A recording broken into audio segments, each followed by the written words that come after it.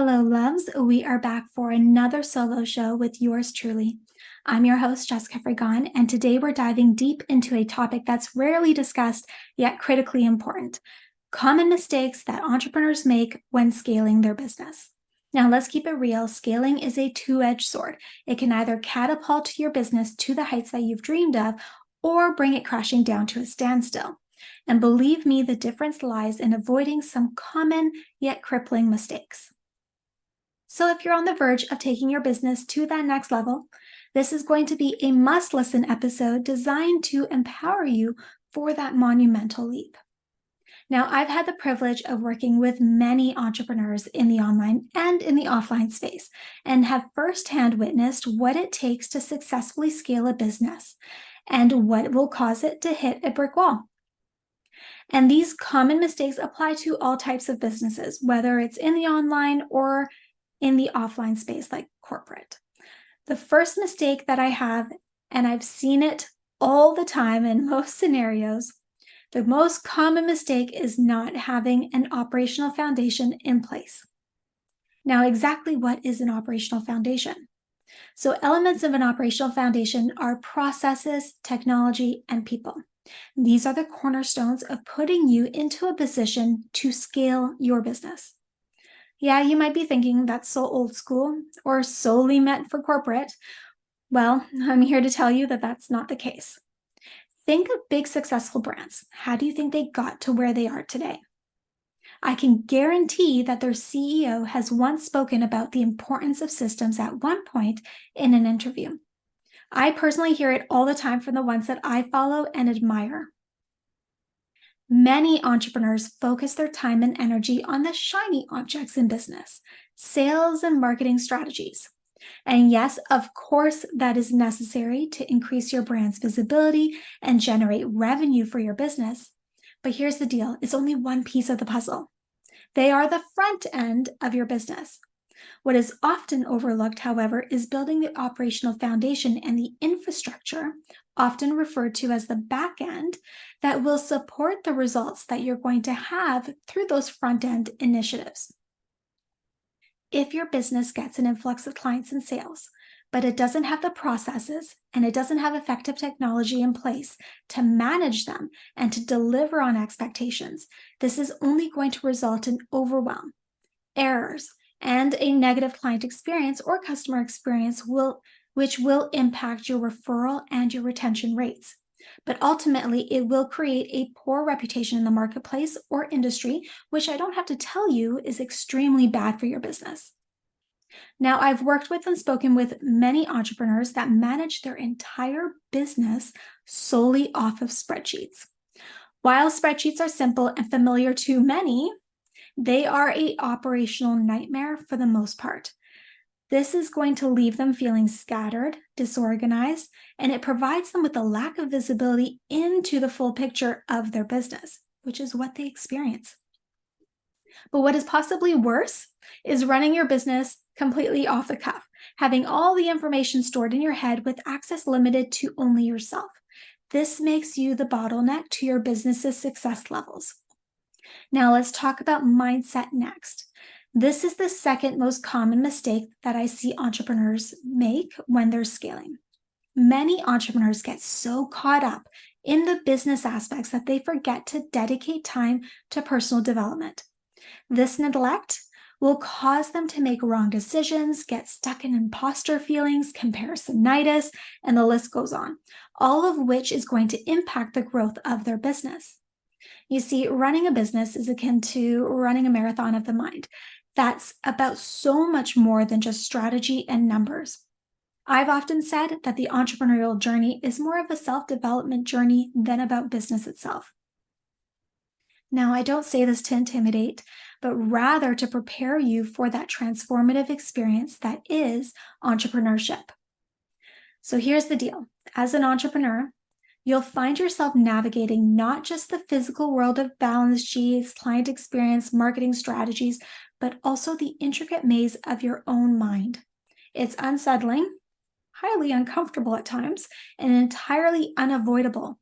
Every decision that you make Every challenge that you face will also serve as a mirror, revealing parts of you that you didn't even know needed reflection, let alone healing. But hold on, this isn't a gloom and doom scenario. On the contrary, the entrepreneurial journey is exhilarating. It's a path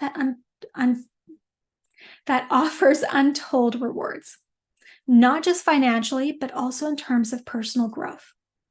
Imagine each challenge as a lesson in disguise, each setback as a stepping stone towards greater wisdom. When you adopt this new perspective, you're not just surviving, you're thriving, you're learning, you're becoming a better version of you that you didn't even know was possible. So, how do you do this?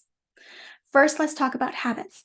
Not the drink more water kind, though that is important too, but habits of your mind.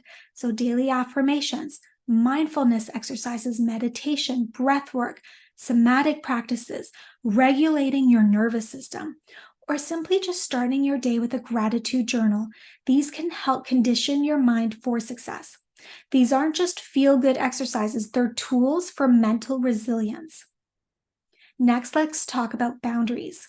Learn to say no. Say it to distractions, to unnecessary commitments, and even to opportunities that don't align with your vision. It's about maintaining your focus, conserving your energy for the work that truly matters.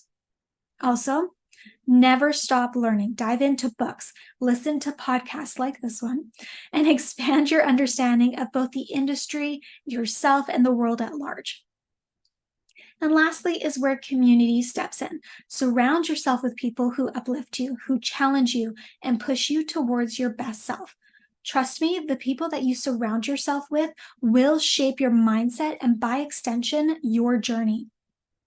Now, let's talk about the third most common mistake: hiring too fast.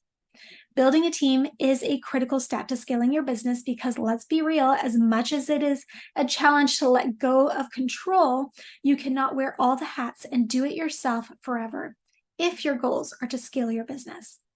I found that many pull the trigger too fast or do not make strategic decisions in regards to building out their teams. What I mean by this is you do not have sufficient revenue or cash flow coming into your business, and therefore this new expense eats away at your profits, making it difficult for you to reinvest for further growth, whether personal or business related. You do not properly evaluate where you as the CEO should be spending your time and hire for the wrong role, which directly affects your growth because you aren't focusing on or spending your time on the right things. 3, you do not hire the right people. I have seen this time after time. Entrepreneurs hiring friends or people that are not qualified for what they truly need in the roles that they are hiring for. When you bring friends into your business, into a work setting, the lines between professional and personal relationships will blur. This creates challenges when you're having difficult conversations like performance reviews or even terminations. The business relationship can strain the friendship and vice versa. Hiring unqualified people, whether they are friends or not, is going to inevitably lead to gaps in skills and expertise that you need. This could result in poor performance, delayed projects, missed objectives, or even negative client experiences. An unqualified hire can end up being a massive resource drain, requiring significant time and effort to manage, to supervise, or to correct their work. This takes valuable time away from strategic tasks, stalling the momentum that you're striving for. Failed hiring decisions often come with a price tag as well. So the cost of recruiting, onboarding, training, salary, and ultimately termination. So if your business vision encompasses growth, excellence, and a high performance culture, each team member must be a strategic choice. Leadership means making decisions that serve the long-term vision, not just the short-term comfort or convenience. Remember, every hire reflects on your judgment as a leader. Make those decisions count. Another one is you do not have your processes mapped out or technology in place to support them and increase efficiency. So this is a big one, and one that often creates the highest level of burn for entrepreneurs. Why? Because without this in place, you are stuck micromanaging, reviewing all of their work, answering a billion questions because you are the bottleneck. They are unable to perform their role without your constant involvement. This increases your frustration, of course, theirs as well, because you thought hiring someone was going to take tasks away from you and free up your time, but it ended up taking up more of your time than when you just did it yourself. I'm not going to sugarcoat this for you. This isn't the team member's fault, it is yours. It is your job to ensure that they have what they need to fulfill the responsibilities and requirements of their role. With your processes mapped out and your SOPs developed, that new team member has all that they need to execute their responsibilities accurately and consistently every time. SOPs should be your best friend. They make your business scalable and they make tasks repeatable with high level of excellence regardless of who steps in. We've all seen people call in sick or leave for any reason. At some point, you will need someone to step in with zero knowledge of that role and execute tasks until a replacement is found. Now, let's talk about the money aspect for a second. Technology can be an investment financially, but they can also save you from performing tasks through automations. Do yourself a favor and implement tech tools that include automation and workflow features so that you don't need to pay someone to do something that could be done for free by technology. So, for example, I was looking into hiring someone to help me with my podcast production. It takes a lot of my time. All the content pieces that need to be created drains my energy, and to be honest, I don't enjoy it. Before I made the decision to hire, I investigated my options and found Cast Magic, an AI tool that takes my podcast recording and creates all the content pieces that I need in a matter of minutes. Same goes for my social media posts. I wanted to utilize my episode contents like this recording for more social media posts and found Opus Clips that auto creates video clips for Reels and YouTube Shorts from my podcast recording and uses AI to find clips that would be more trend worthy. This may not always happen depending on your needs, but it is worth investigating before you hire a team member that you're going to need to manage. Now, I could talk about building teams for hours, but perhaps we'll leave that for another episode where we can dive in deeper because I have some other common mistakes that I want to address with you. Now, let's jump into my fourth most common mistake. CEOs being their company's best employee rather than visionary leader. This is a trap that many entrepreneurs fall into, getting entangled in the day-to-day weeds of their business. While it might feel like you're being productive, but in reality, you're preventing your business and yourself from scaling to greater heights. Attention, fellow CEOs. This is your wake-up call. If you are spending all of your time on admin and client work, who is steering your ship towards your vision? You see, especially in the early stages, it's so easy and at some points essential to get caught in the operational weeds. You're wearing all the hats: marketing, sales, customer service, you name it. While you're busy firefighting, who's strategizing for your growth? The business world doesn't reward you for being your company's best employee. It rewards vision, strategy, and leadership. I've laid these common mistakes in the order in which you should develop them because they all build upon each other. So the first layer, operational foundation, processes, technology. You need this to grow and to build a team. Second layer, mindset and self-development. You need this in order to lead a team and a business, and of course, so much more. Third layer, delegation. Build a team of experts that complement you. You need this in order to step into the CEO role, which is the fourth layer, what we're going to talk about next. Fully step into your CEO shoes or the CEO role. Let's chat about a game-changing topic, the CEO day. It's a designated time where you step out of the daily grind and get into your executive mindset.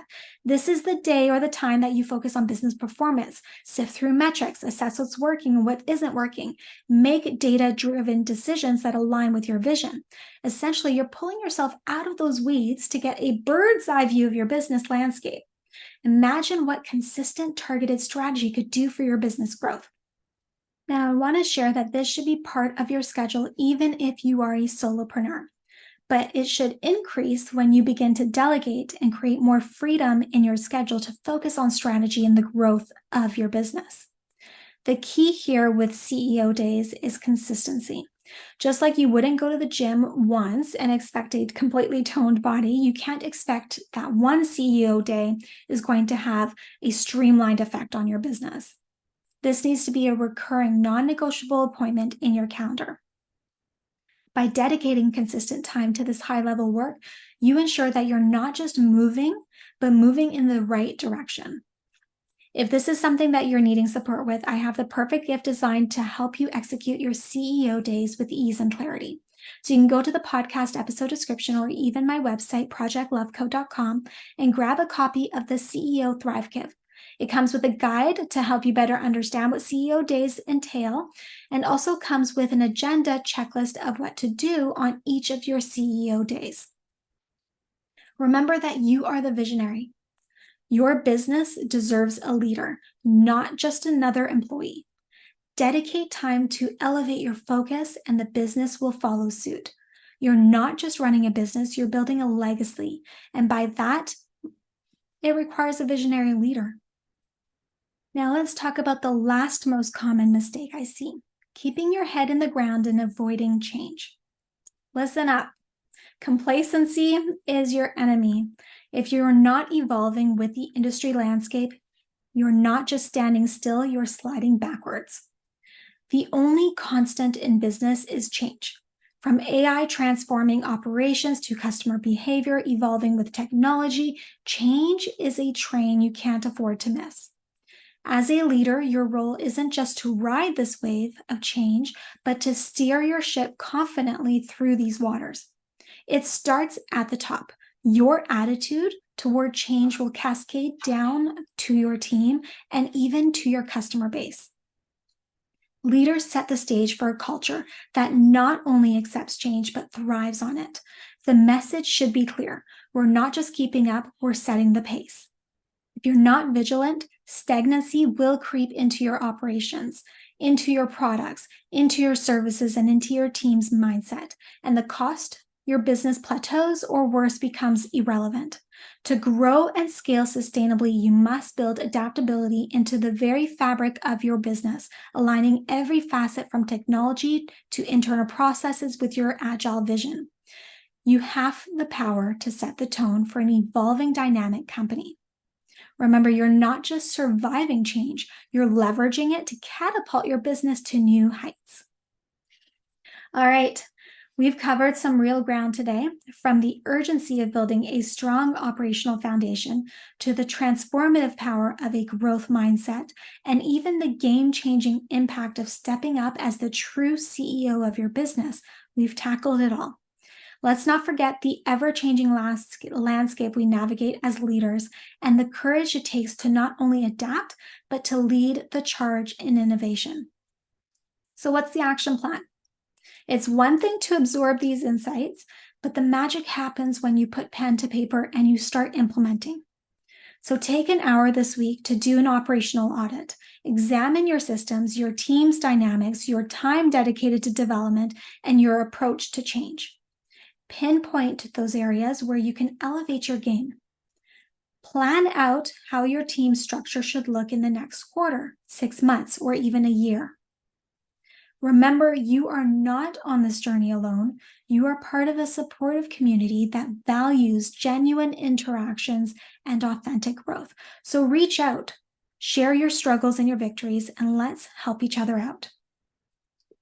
So before we sign off, make sure to subscribe for more episodes packed with actionable advice and cutting-edge strategies designed to arm you with the tools that you need to succeed in your business, but also life. So that's a wrap for today, but the conversation doesn't end here.